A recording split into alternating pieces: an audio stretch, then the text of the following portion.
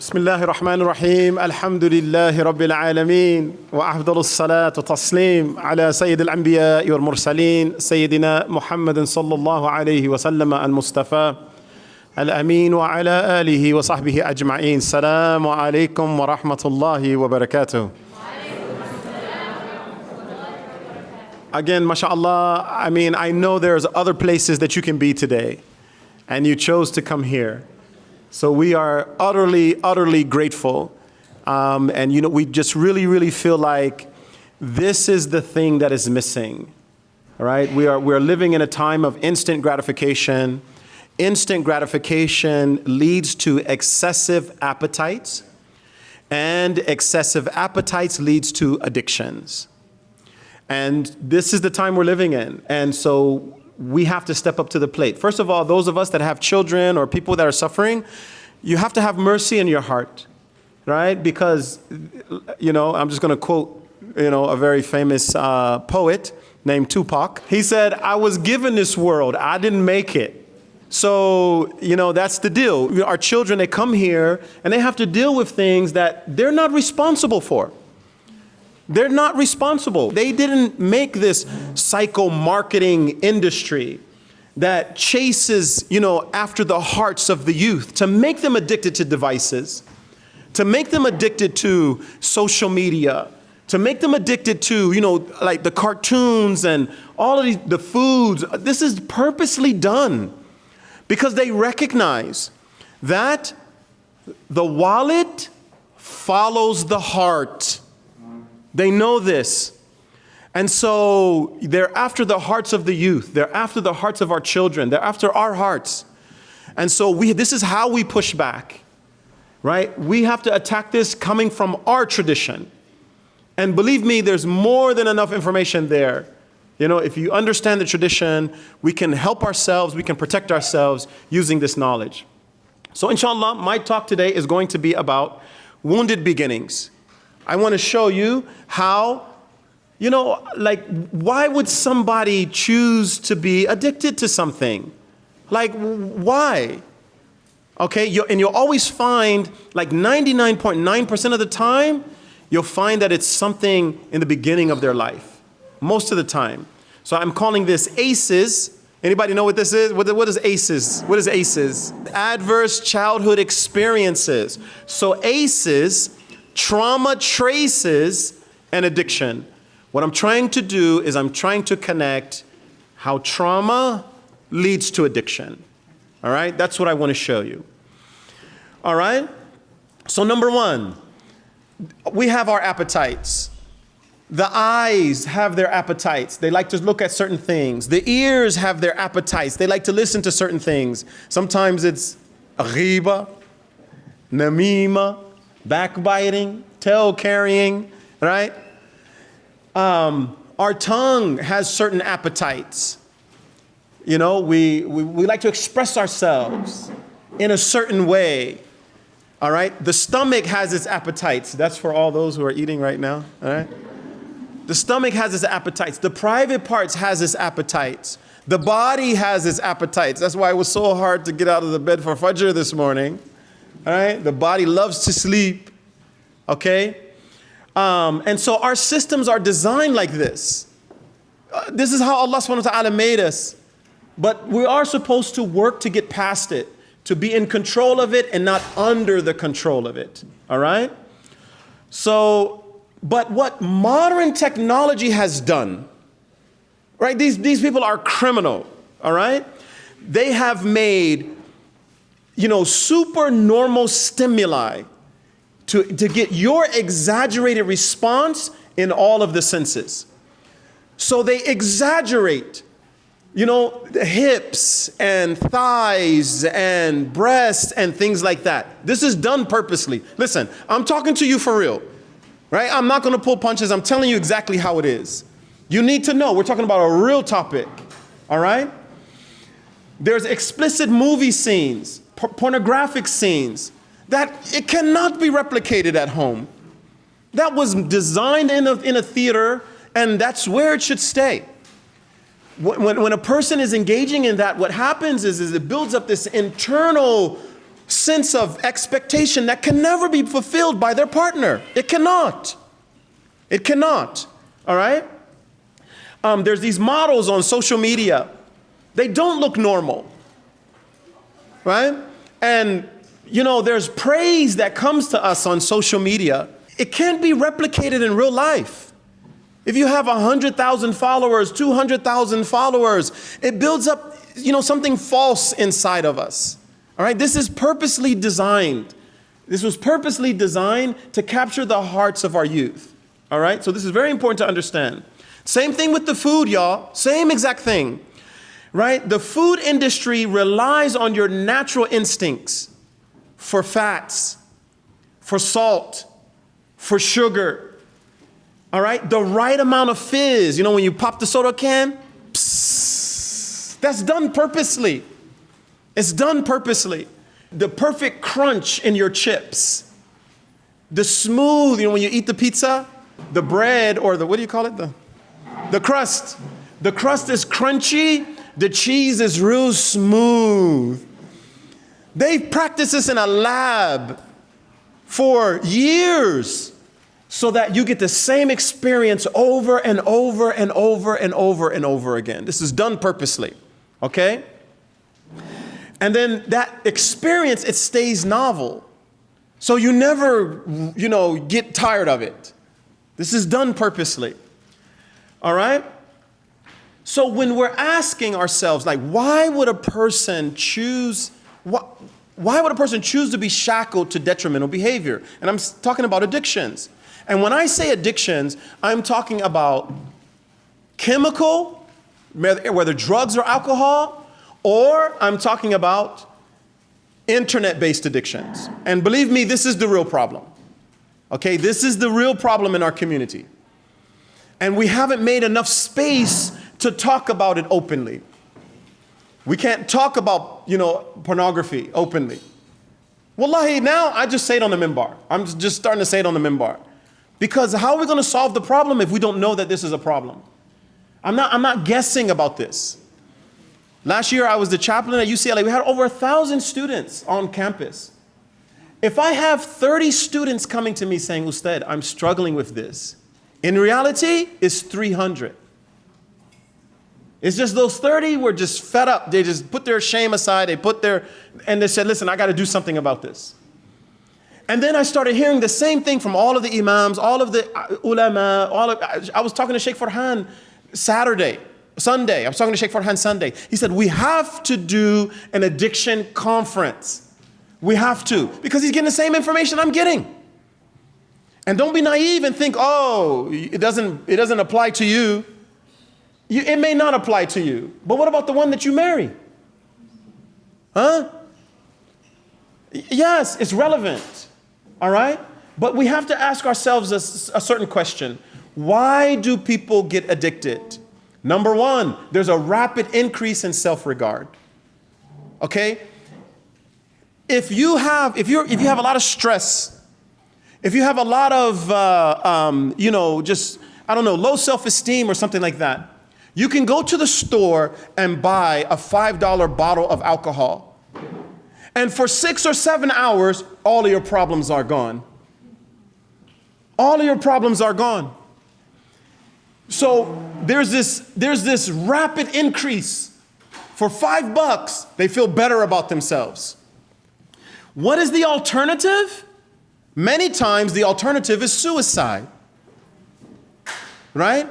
So you'll have people who they do what they do to keep setting aside the problem. They don't want to think about it. They don't want to deal with it. And so they turn to substances or they turn to behaviors. And many times if they didn't have that, life would become unbearable because they're constantly faced with, trauma. They're constantly faced with sorrow, grief, loss. So you can't just look at what's wrong with the behavior. And as Muslims, we have a tendency to do this. We see things right? We see, I call it the 2 H's. Halal and haram. All right? We forget about all the other ones, right? Sunnah, zawaid, sunnah mu'akkada, sunnah ghayr mu'akkada, makruh tahrimi, right? Ghayr, right? We forget about all of that. And we always forget about ihsan. You can't just look at the behavior of the challenged person. What's wrong with their behavior? You have to look at what's right with it. What is right with their behavior? So in other words, you have to ask a series of questions like, what does that do for you? And then you have to find a replacement for it. What does it do for you? Oh, it helps me get rid of my stress. The stress is the real problem. Oh, it helps me forget about my problems. The problems, that's the real problem. And then you have to work to change that, all right? What do they get from the addiction? All right? What do they get from it? How does it make them feel? And then you'll find that they are simply trying to solve a problem. That's all that's really happening. They're simply trying to solve a problem. All right?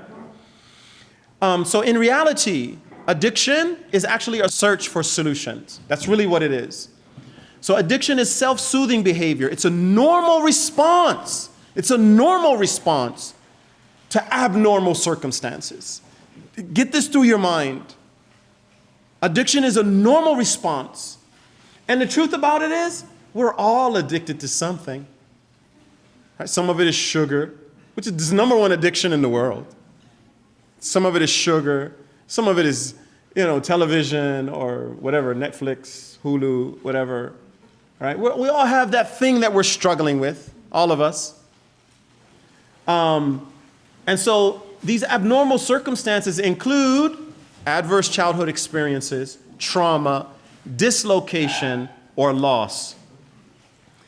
You'll find that people are simply trying to soothe their pain. They're trying to fix their brokenness. They're trying to fill their emptiness, right? Erase meaninglessness. That's the crisis of the age. It doesn't matter if a person says that they are a Muslim or not. Many times they don't know what they're supposed to do in life. They don't know. They haven't gotten that far. They haven't figured it out.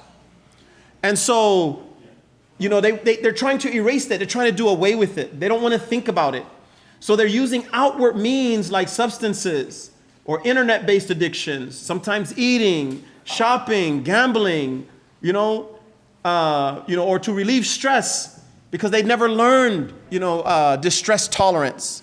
How do you deal with really hard circumstances? They haven't learned those things. Or impulse control. They haven't learned those things. All right? So what primes people for addiction? Like, how does it all get started? It might be adverse childhood experiences. And alhamdulillah, I've had a chance to travel all over the world. Right? I've been to Southeast Asia. I've been to Pakistan more than once. I've been to Egypt, Tunisia, Morocco, the Western Sahara, Turkey. And the human experience is the same no matter where you go. People suffer. People experience trauma. All right? And it might look like this. They're witnessing domestic violence. Right? They have a parent with a mental illness or substance abuse problem. It doesn't even have to be that bad. It can simply be that the parent doesn't know how to share their emotions. Right? There's a type of emotional neglect going on. And it can lead to problems. All right? Or living in a household with a family member who is incarcerated. Of course, trauma. It's an overwhelming event. So a lot of times when we speak about trauma, we talk about, that one event. Sister Hanan earlier was speaking about complex trauma, right? It happens over and over and over again, okay? But trauma can also be that you didn't get what you needed. It can be that too. It doesn't have to be a disaster, an overwhelming event. It's that if you need love, you didn't get love. That is a type of trauma. And they're going to continue to look for it for the rest of their life. You ever run across someone? They have no discretion. They have no discretion, or maybe they're a people pleaser, and when I say no discretion, they don't know how to say no. A lot of times to, maybe sexual behavior. They don't know how. They're seeking love in actuality. That's what they're after. And you can always usually find, they didn't get this when they were young. Okay? And dislocation and this is what affects us more than anything. Dislocation, brilliant book. It's called The Globalization of Addiction by Bruce Alexander. Have you guys heard of Rat Park? He was the author of Rat Park. And he talks about dislocation, that Western civilization this is what Western civilization is known for. When you come here, sometimes you're just going to lose yourself. And to just stay normal, to try to have a sense of normalcy, you turn to something that turns into an addiction. All right? Okay, so let's start from the beginning. Every child comes into the world with some inherent questions, some intrinsic questions. All right? And if you pay attention to children, they're always looking for these things. They don't say it, but they're always looking for it. When they get hurt, they run to their parents, right? They want to know why. They want to understand things, all right? What do they want to know? Number one, am I wanted by my mother and my father? They're going to cry just to see. And if you don't respond, eventually they'll stop crying. And that's a type of trauma, all right? Do I have value? You notice when they do something, they accomplish something, they say, look, mama, Baba, look. And then we all clap. Do I have value? That's really what they're asking you, okay? Do I matter? You know, can I speak to my parents and they pay attention to me? Can I speak to those who are supposed to love me and they're gonna pay attention to me, respond to me correctly? Am I lovable? Now, in a healthy family, this will be confirmed. This will be confirmed. But in an unhealthy family, it will produce shame in the child. They will have a sense of shame. All right? So what is shame? Brene Brown. I know all the clinicians in the room. If there's any clinicians, they know who Brene Brown is, right? Shame is the intensely painful feeling or experience of believing that we are flawed and therefore unworthy of love and belonging. All right? That's the shame. What happens because of that? This is how it's marked. Fear of abandonment, rejection, if people discover who you really are. So you can't be authentic. You can't be yourself. I had an actual case like this. There was a young man, he was from Afghanistan. And he came to America, when America had invaded Afghanistan. So of course his parents, they're first generation. They don't speak English that well, but they put him in the public school. His name was Muhammad. So when he goes into school, of course, the kids are like, who are you? Where are you from? What's happening? They start making fun of his name. He becomes ashamed of his name. And then becomes ashamed of where he's from. Because the kids are like, my daddy is in Afghanistan killing your daddy, killing your family. He becomes ashamed of the food. His family was sending him to school with food, it was Afghan food. So he became ashamed of everything. And he didn't begin to put things together until he was in his 20s, addicted to methamphetamines. Real life case, okay? There's a fear of getting hurt. There's a fear of failure. There's a plethora of unmet needs, that are begging for attention. They long to be accepted, to be loved, to be seen. And so they'll do things, and you're like, why are you doing that? Right? Why are you dressing like that? Why are you, trying to attract attention to yourself? It's usually because they didn't get it from those that they were supposed to get it to in the early parts of their life. Okay? And so, they reject their authenticity and they have a commitment to hiding who they really are. But the irony is, they desire connection. They desire to be connected authentically to someone, but they can't be themselves, okay? So they're unable to resolve pain for emotions, fear, anger, guilt, and pain. You can't validate yourself when you have this shame, especially if the onset was when you were young, right? And this is, because this is usually done by others. There's other people that's supposed to tell you, no, you're worth something. No, we love you, right? You have high value with us. And you have to do that over and over and over again. And this is why when the man saw Rasulullah SAW kissing the child, and he said, I have 10 children. I haven't kissed one of them. There's two versions of the hadith, but if you listen to the words of Rasulullah SAW, he's like, Exasperated. Like, who would say that? There is nothing in this religion for someone that does not have mercy in their heart. Like he was trying to drive home that point. Like you have to treat children with kindness. You have to prefer them and love them overwhelmingly. Okay? So let's do a case study. I need a volunteer. A female. I need a volunteer. Okay. Her hand went up first. Please come. Her hand went up first. We're going to do a couple of case studies.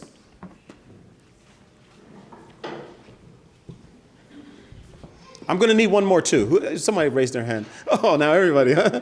Mashallah. Okay, come. All right.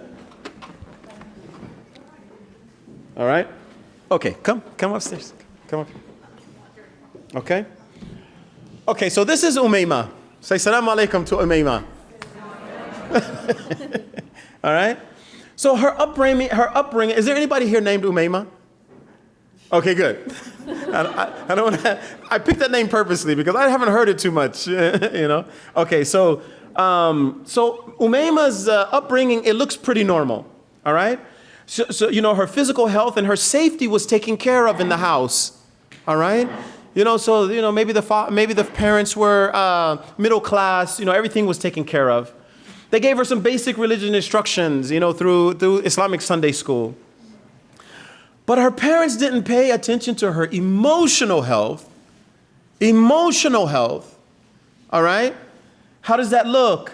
They themselves, they had emotional deficiencies. Maybe they had some trauma. They didn't know how to talk about love. They don't know how to extend a lot of hugs all the time. Do you know how many hugs they say children need a day? 12. How many? Or more. 12 or more. Okay? So the parents are emotionally unavailable. So when Umayma would make emotional demands like hugs and kisses, running to the parents, she's essentially punished. You know, she's called needy. She's, you know, she has all of this unmet affection. She's pushed away. They don't have time for that. Okay? So I need you to take one of these and just place it under your arm. Place it under your arm. There you go. All right? Okay? So outwardly, when you meet Umayma, she looks like the model Muslima. She looks like, you know what I mean? Oh, model Muslima, all right? She goes to Sunday school. Everything is you know, looks good, okay? She has memorized one ajza, one juz of the Quran, okay? She's respectable in her dress. She's consistent with her prayers, but by 13, Umayma has learned people-pleasing to get what she wants. She couldn't get what she wanted normally from her parents or her caregivers. She couldn't get it that way. So now she has to sacrifice her authenticity to get what she wants. All right? So one more here. Place the other one under your arm there. Right? And, you know, so by the time she gets to college, she was introduced to, you know, potent weed. Potent. I don't know if you guys know, and I know a grower. I know a grower who grows weed, and the way that they make it potent, is by placing fentanyl in the water that they grow the weed in. So you think you're smoking weed, you're smoking fentanyl-laced weed. Yeah, they call it the bomb, right? That's what they call it on the street, right? I know that they're doing this. I personally know a grower who does this, okay? So she's introduced to weed by her college friends, and it's the first time she's been able to emotionally regulate. Where's my second person? I think I picked her in the blue hijab. Yes. Right? This is the first time she felt that she could emotionally regulate herself. All right? So what I need you guys to do is I need you to hug her. Like this? Yes, with that. Right? Right? You see how difficult it is? You can barely do it. Right? And I was supposed to give you a third one to put between your knees. I was supposed to do that one too. Right? Because these are the aces. This is the trauma. This is what makes it difficult. All right? Okay. Thank you so much. Thank you. Okay? So she's on a fast track to dependency. And it's not all her fault. It's not. Some of this happens when she was young. All right? So this is a wounded beginning. This is a wounded beginning. All right? We'll do one more real quick. All right? I need a male. I need a male volunteer. At the age of 3, Akbar was beaten for crying and not listening. 3 years old. So put that underneath your arm. All right? At the age of 9, he's punched in his chest. This is a form of discipline, right? For forgetting to do his chores. At the age of 13, he's hit with a broomstick for not having discipline, not doing everything correct. Here you go, one more. All right, underneath your arm. Okay. His parents kind of ignore his emotional health. They don't pay attention to his emotional health. Hold that in your hands. All right? So Akbar's parents, they themselves have trauma in their background. And they also have repressed anger for whatever reason. So their focus is really on controlling the child, overpowering them, not empowering them. Okay? Overpowering, no, you'll hear this a lot. Do as I say, not as I do. Okay? And so what happens? Akbar becomes adept at wearing masks. Right? Authenticity is difficult for him. He has to hide who he really is. And he covers his pain with religious language. When he comes into the masjid, all of that is correct. MashaAllah, wa alaikum salam, alhamdulillah, kayfa hal, alhamdulillah, tabarakallah alayk, all of those things, all right? But he has gone inward because of his low self-esteem. He's gone inward, all right? And he only feels safe when he's alone. Okay? So Akbar has, this one, put between your knees. There you go. All right, you got it? All right. So Akbar has another way of getting his emotional and aspirational needs met. He has virtual valor. He can be whoever he wants to be virtually. Okay? And how does that show up? He uses gaming for thrills. And because of the gaming, sometimes, there's all these scenes in these video games that attract the attention of youth, and they want to go further. They want to explore that even more. All right, so then that's how they get introduced to pornography. And that substitutes for real connection. Because you get a dopamine hit when you're close to people and you're around them. They're telling you that they love you. Or you're saying to them, there's this genuine connection. You get a dopamine hit, you feel good. You get that same dopamine hit when you're watching pornography. Same. Okay? It's important to know. And all of Akbar's friends are online. His parents are knocking on the door, come out of the room. He's connected virtually. All right? This is another wounded beginning. So when Akbar decides to get help, or he tries to make an actual connection, it's very difficult, almost impossible. You give Hanif a hug. Don't drop your, right? It's difficult, all right? It's very difficult. And so I want to give you an actual visual representation of that, how difficult it is. So Mona is telling me I don't have any more time left, so I've got to get off of the mic. Thank you for listening. I had some more to say, but I knew I was running out of time.